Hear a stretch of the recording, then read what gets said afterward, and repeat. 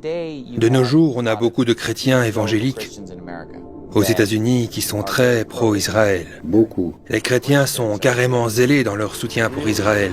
Est-ce que cela a toujours été comme ça au cours de l'histoire? Oh Dieu, non. Et c'est un phénomène plus récent? Non, ça n'a jamais été le cas tout au long de l'histoire. Traditionnellement, le christianisme était essentiellement antisémite. Le phénomène des sionistes chrétiens est relativement récent.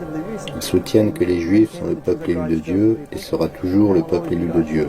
Ils utilisent le terme « la prunelle de l'œil de Dieu ». Ou est-ce que c'est un phénomène plus récent? Oui, je dirais quelques centaines d'années, pour autant que je sache, ça ne vient pas de très loin. Qu'est-ce que la théologie du remplacement? Replacement theology is the root and branch of Christian anti-Semitism. C'est comme un virus dans l'Église. En résumé, cela dit que l'Église a maintenant succédé à Israël et cette théologie qui défausse la place du peuple juif en le remplaçant par l'Église. Le nouveau et authentique Israël est très dangereuse parce que, selon moi, c'est la cause primaire de l'antisémitisme. Beaucoup de théologiens, tout au long des siècles, ont prêché la théologie du remplacement. Pouvez-vous me nommer certains théologiens ayant prêché cela? Ici, j'ai tout sur Jean Chrysostome. Il est le chef antisémite de l'Église. Ils ont diabolisé les Juifs. C'est encore présent dans l'esprit de beaucoup. Au cours de l'histoire, les chrétiens n'ont pas vu les Juifs comme le peuple élu de Dieu. Ils les ont vus comme un peuple qui a rejeté le Christ et donc fut rejeté par Dieu. Cette doctrine disant que les Juifs sont toujours le peuple élu de Dieu est une nouvelle doctrine. Vous savez, avant la fin du XVIIe siècle, tout le monde savait ce dont on discute maintenant. Mais quelque chose a commencé à changer.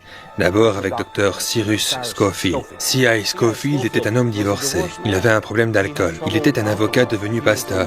Il a quitté sa première femme, Léontine Serret, en 1883. C'était un an après avoir écrit son premier livre, divisant justement la parole de vérité. Donc, en 1882, il écrit son premier livre, divisant justement la parole de vérité, et en 1883, il quitte sa première femme, en épouse une autre, et puis il devient pasteur au Texas. Très célèbre, très populaire. La Bible dispensative, prémillénaire, fut éditée avec le soutien financier d'hommes d'affaires proéminents, dont certains avaient des liens religieux douteux. Il avait des sponsors juifs qui ont fait de lui un membre du club du Lotus, une espèce de société secrète, et du jour au lendemain, il avait plein de fonds. Cet avocat véreux qui avait abandonné sa femme et était coupable de nombreuses infractions en tant qu'avocat véreux, mais Scofield reçut de l'argent et le groupe anglais Oxford publia sa Bible. Pourquoi est-ce qu'on irait chercher un avocat véreux et faire de lui un éditeur de Bible? Et puis soudainement, ils avaient des millions de dollars pour en faire la promotion. Avec cette publicité, la Bible se diffusa et en résumé, ça fit l'affaire pour les Juifs. La Bible éditée par Scofield est très pro-Israël, très sioniste, et ce livre, bien plus que tout autre livre, changea l'opinion de toute une génération de jeunes pasteurs.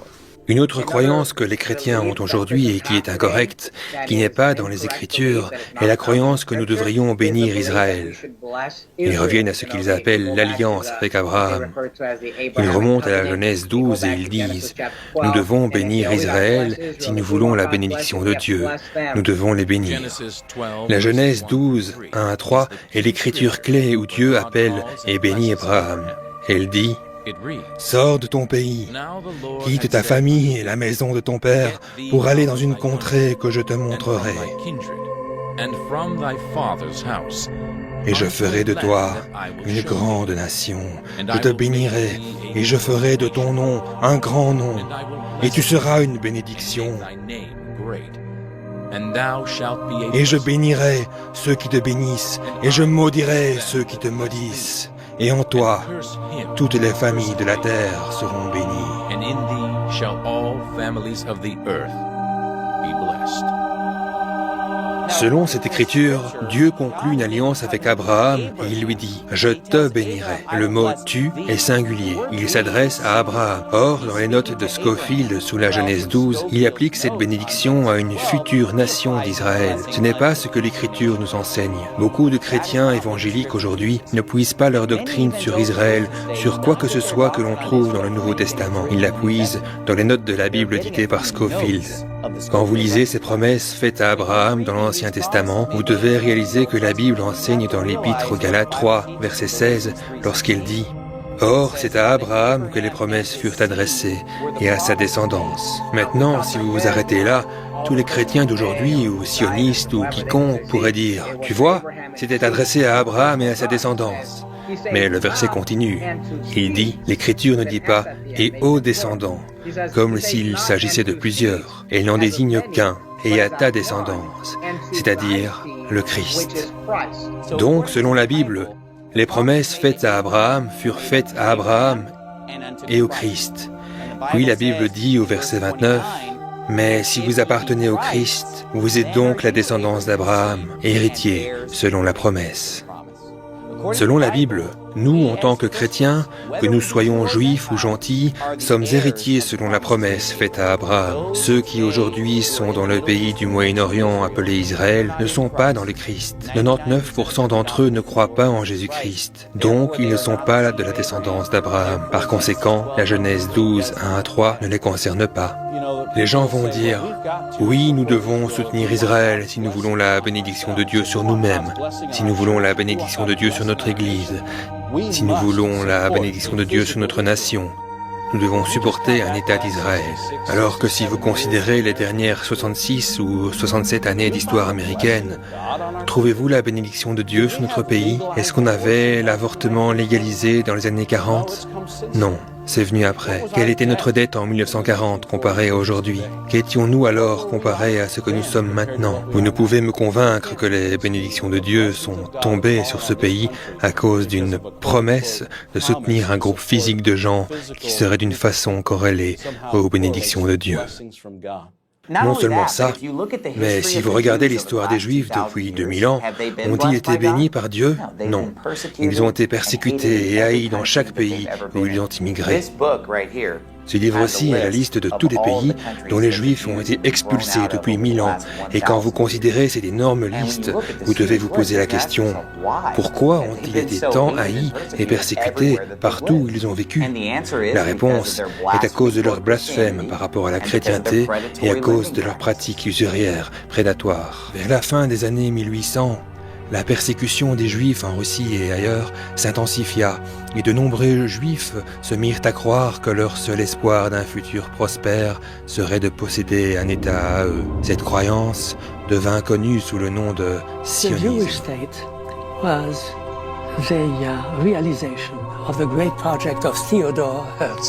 Theodor Herzl. Il a été le fondateur du sionisme. Il lui est venu à l'idée que la cause de l'antisémitisme est que les Juifs n'ont pas leur propre pays. Et il a écrit une brochure, l'État des Juifs, et il a dit qu'il n'y a qu'une seule façon de protéger le peuple juif à l'avenir, que les Juifs quittent l'Europe et s'installent dans leur patrie, la terre d'Israël. Ce livre est devenu la Bible du sionisme. Le sionisme était la formation de l'espoir de la Renaissance. Ça a commencé avec la Première Guerre mondiale, la déclaration Balfour. La déclaration Balfour était significative, ce n'était pas seulement une lettre anonyme. En termes d'expression de la politique britannique.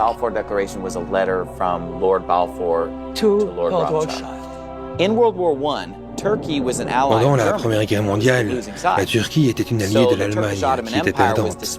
Donc l'Empire turc-ottoman fut démantelé. Du fait que l'Empire ottoman fut démantelé après la Première Guerre mondiale, Lord Balfour britannique écrit une déclaration disant qu'il faudrait un pays pour les Juifs. Oui, c'était le début de la plus grande immigration. Des dizaines de milliers de Juifs d'Europe de l'Est principalement sont allés s'installer en La Israël. déclaration de Balfour était une lettre écrite à Lord Rothschild. Donc, pour comprendre ce qu'était la déclaration de Balfour, nous devons comprendre qui était Rothschild. L'argent, c'est le pouvoir. L'argent est la seule arme avec laquelle le juif doit se défendre. Mayer Amschel Bauer, né à Francfort, Allemagne en 1744, était un prêteur de monnaie et orfèvre, rue Juive, dont l'échoppe avait pignon sur rue avec un hexagramme rouge dessus. Finalement, il changea son nom en Roskilde, qui en allemand signifie « signe rouge ». Roskilde ne tardit pas à apprendre que prêter de l'argent au gouvernement et au roi était bien plus profitable que de prêter de l'argent à des individus privés. Non seulement les intérêts étaient plus hauts, mais ils étaient aussi assurés par les impôts des nations. Roskilde ne tardit pas à apprendre que prêter de l'argent au gouvernement et au roi était bien plus profitable que de prêter de l'argent à des individus privés. Non seulement les intérêts étaient plus hauts, mais ils étaient aussi assurés par les impôts des nations. Mayer Roskilde eut 5 fils, à qui il enseigna les talents de création d'argent, et qu'il envoyait dans les capitales majeures d'Europe pour ouvrir des branches de l'entreprise bancaire familiale. Vous ne devez pas risquer vie et or. Amskel, ici, à Francfort, enverra juste une lettre à Nathan à Londres disant « paye un tel » et ce sera un déplacement par mot d'emprunt de Londres à Francfort. Vous comprenez? Oui, père. De vos jours, il y aura maintes guerres en Europe, et les nations qui ont de l'argent viendront aux Rothschilds, car cela sera sûr. Vos 5 maisons bancaires peuvent couvrir l'Europe, mais vous serez une entreprise, une famille, les Rothschilds, qui travaillent toujours ensemble. Cela sera votre pouvoir. Quand Mayer Amschel Rothschild mourut en 1812, il laissa un testament donnant des instructions à ses fils sur la façon dont la maison de Rothschild devait être gérée. Toutes les positions clés de la maison de Rothschild devaient être tenues par des membres de la famille. La famille devait se marier entre cousins de la première et seconde génération, préservant ainsi leur vaste fortune. Il était strictement interdit aux héritiers des Rothschilds de jamais révéler le montant de leur fortune. La famille tout entière était dirigée par un désir insatiable pour l'accumulation de richesses et de pouvoir. Ils financèrent secrètement les 2 parties de diverses guerres européennes, dominèrent les banques européennes et dès le milieu du XIXe siècle devinrent la famille la plus riche du monde. Rothschild a aidé à fonder Israël, et Rothschild a toujours été le soutien d'Israël. Quoi que Rothschild veuille, il l'obtient. On croit qu'il est l'homme le plus riche du monde, et j'ai peu de doute là-dessus.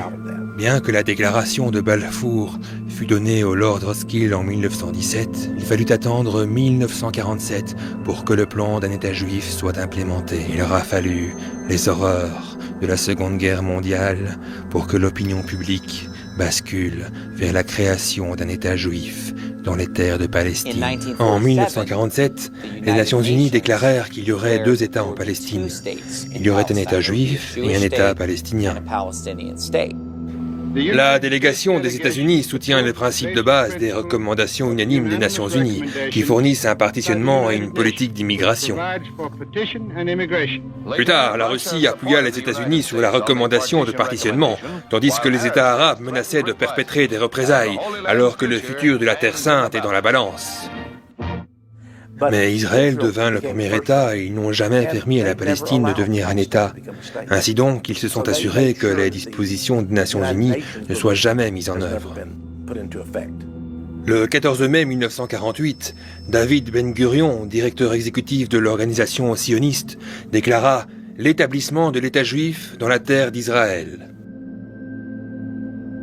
En mai 1948, le nouvel État juif, Israël, naquit dans un bain de sang. Les troupes juives ont évincé les forces arabes de la ville de Haïfa lors de la première d'une série de batailles appelées à se répercuter pendant des années. Le nouveau gouvernement dirigé par David Ben Gurion est installé à Tel Aviv. Donc, pour la première fois depuis que la Légion romaine a détruit Jérusalem en l'an 70 après Jésus-Christ, le peuple juif a une nation propre. De nos jours, beaucoup de chrétiens pensent que Dieu a ramené la nation d'Israël et que Dieu a fait ce haut fait merveilleux. Mais était-ce vraiment la volonté de Dieu de ramener ces gens en Israël ou était-ce la volonté des Nations Unies? La Bible nous dit clairement dans l'Épître aux Hébreux 4 que la première fois qu'ils arrivèrent à la terre promise avec Moïse, ils ne pouvaient entrer à cause de leur manque de foi. Oui, 40 ans plus tard, leurs enfants qui croyaient le Seigneur furent autorisés à entrer dans la terre promise. Puis plus tard, ils ont commencé à vénérer d'autres dieux. Qu'est-ce que Dieu a fait? Il les a enlevés de la terre promise. Ils allèrent à Babylone pour 70 ans. Puis après qu'ils se soient repentis et détournés de leurs faux dieux, ils furent ramenés à la terre promise. Puis ils rejetèrent Jésus-Christ, ils furent à nouveau enlevés de la terre promise et enfin, en 1947, ils crurent tous en le Seigneur Jésus-Christ et Dieu les ramena à la terre promise. Est-ce là ce qui s'est passé? Non. Est-ce qu'ils croyaient dans le Christ? Amis chrétiens, posez-vous cette question. Est-ce qu'il y a eu un renouveau charismatique en Israël? Est-ce que les gens ont accepté Jésus comme leur Messie? La réponse est non. Par conséquent, ce n'était pas Dieu qui a ramené Israël, car ils ne croyaient pas en lui. Il a dit qu'il les disperserait s'ils ne se fiaient pas à sa parole, et c'est ce qu'il a fait. Il a dit qu'il les ramènerait s'ils se tournaient vers lui. Ils ne se sont pas tournés vers lui. Donc, si ce n'est pas le Seigneur qui les a ramenés, qui les a ramenés? C'était l'esprit de l'Antéchrist qui les a ramenés à la terre promise. C'était les Nations Unies qui les ont ramenés à la terre promise. Donc l'histoire fut faite par la naissance de l'État juif d'Israël. Conçu dans le conflit et sevré dans la violence, Israël a prospéré jusqu'à devenir une voie constructive dans le monde des affaires. Son drapeau est devenu un symbole d'espoir dans un monde troublé.